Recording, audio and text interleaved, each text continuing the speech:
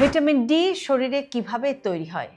Myths এবং facts, অর্থাৎ কিছু ভুল ধারণা এবং তার কনটেক্সটে সত্য ধারণাগুলো কি?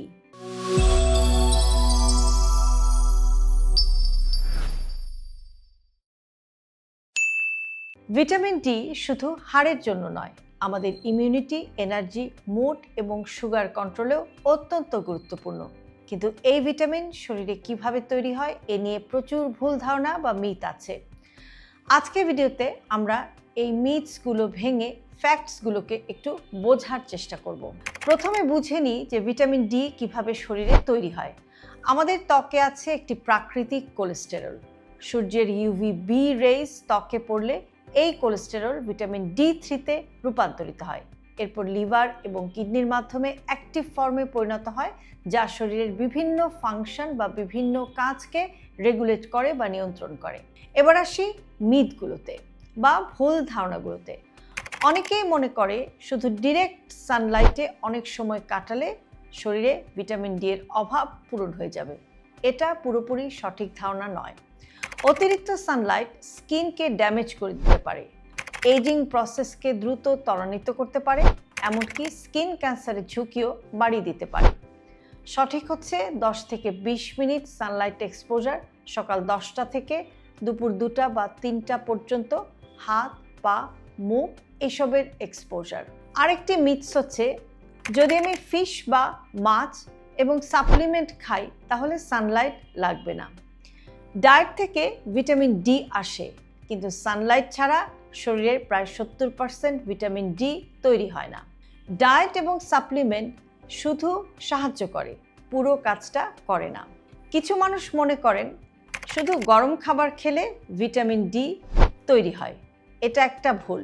ভিটামিন ডি তৈরির কোনো ডিরেক্ট সম্পর্ক খাবারের টেম্পারেচারের সাথে নেই।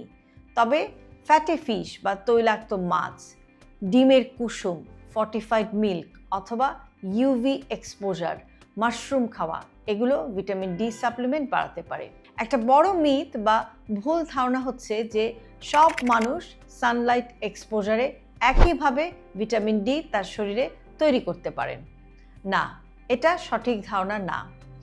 Age, skin colour, weight, obesity এর সব কিছুর প্রভাব কিন্তু পড়ে। গাঢ় ত্বক ইউভিবি অ্যাবজর্পশন কমায়, বয়স বাড়লে স্কিনে ভিটামিন ডি সিনথেসিস কমে, ওবেস হলে বা মোটা হলে বডি ফ্যাট ভিটামিন ডিকে রিটেইন করে, তাই সার্কুলেটিং ভিটামিন ডি কম থাকে। অর্থাৎ বডির যে চর্বি আছে সেটা ভিটামিন ডিকে ধরে রাখে, যে কারণে রক্তে ভিটামিন ডি এর লেভেলটা কম থাকে। ফ্যাক্টস বা সঠিক ধারণা হচ্ছে যে ভিটামিন ডি ডেফিসিয়েন্সি সবারই হতে পারে। কেউ কেউ মনে করতে পারেন যে আমি তো প্রচুর সানলাইট পাই, আমার ভিটামিন ডি ঠিক আছে, কিন্তু টেস্ট না করলে আসলে নিশ্চিত হওয়া যায় না যে আপনার সঠিক ভিটামিন ডি এর লেভেলটি আছে কি নেই।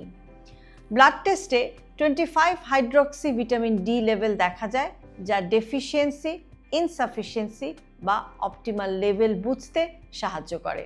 ফ্যাক্ট বা সঠিক ধারণা হচ্ছে ভিটামিন ডি এর ঘাটতি অনেক সাটল লক্ষণ তৈরি করতে পারে বা অনেক নীরব লক্ষণ দেখা দিতে পারে যদি আপনার শরীরে ভিটামিন ডি এর ঘাটতি থাকে।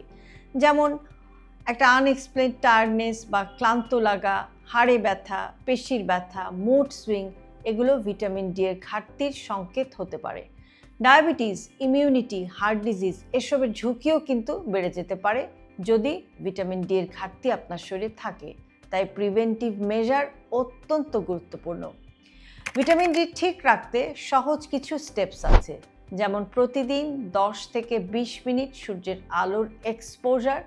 আগেই বলেছি সময়টা, আবারও বলছি, সকাল 10টা থেকে দুপুর 2টা বা 3টা পর্যন্ত। ভিটামিন ডি সমৃদ্ধ খাবার খাওয়া এবং ডক্টরের সুপারভিশনে সাপ্লিমেন্ট নেওয়া। নিয়মিত ব্লাড টেস্ট করুন যাতে ডেফিসিয়েন্সি বা ঘাটতি থাকলে সমাধান করা যায়। সবশেষে এটা মনে রাখবেন যে ভিটামিন ডি হলো ন্যাচারাল হরমোন, যা শরীরের অনেক গুরুত্বপূর্ণ ফাংশনকে রেগুলেট করে বা নিয়ন্ত্রণ করে। মিথস বা ভুল ধারণায় বিভ্রান্ত হওয়ার দরকার নেই। সানলাইট বা সূর্যের আলো, খাবার বা ডায়েট এবং সাপ্লিমেন্ট এই তিনটি সঠিক সমন্বয়ে ভিটামিন ডি আপনি আপনার রক্তে অপটিমাল লেভেলে বা সঠিক লেভেলে রাখতে পারেন। হেলদি লাইফস্টাইলকে জটিল ভাববেন না। আপনার দৈনন্দিন জীবনের ছোট ছোট অভ্যাসের পরিবর্তনই আপনাকে নিয়ে যেতে পারে একটি সুস্থ জীবনধারার দিকে। আর সে কারণে আমরা সবসময় বলে থাকি হেলদি লাইফস্টাইল সিম্পলিফাইড। আজকের ভিডিওটি যদি আপনাদের কাছে ইউজফুল মনে হয় তাহলে অবশ্যই প্রিয়জনের সাথে শেয়ার করতে ভুলবেন না। আর এরকম আরও ভিডিও প্রতিদিন পেতে সাবস্ক্রাইব করুন আমাদের ইউটিউব চ্যানেল এবং ফলো করুন আমাদের Facebook page with doctor Shahnaz Chowdhury.